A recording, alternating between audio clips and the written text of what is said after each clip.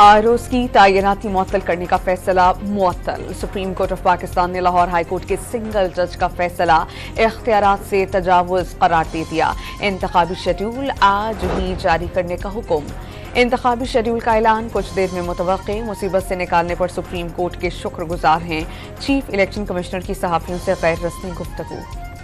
शहबाज शरीफ ने supreme court का election पर फैसला आइन की हिफाजत के लिए संगे मील करार दे दिया। तहरीक इंसाफ की जमहूरियत मुखालिफ साजिश नाकाम होने का दावा। पीपल्स पार्टी से बरसों से वाबस्ता रहने वाले लतीफ खोसा का तहरीक इंसाफ में शामिल होने का फैसला बाकायदा ऐलान न्यूज कॉन्फ्रेंस में करेंगे।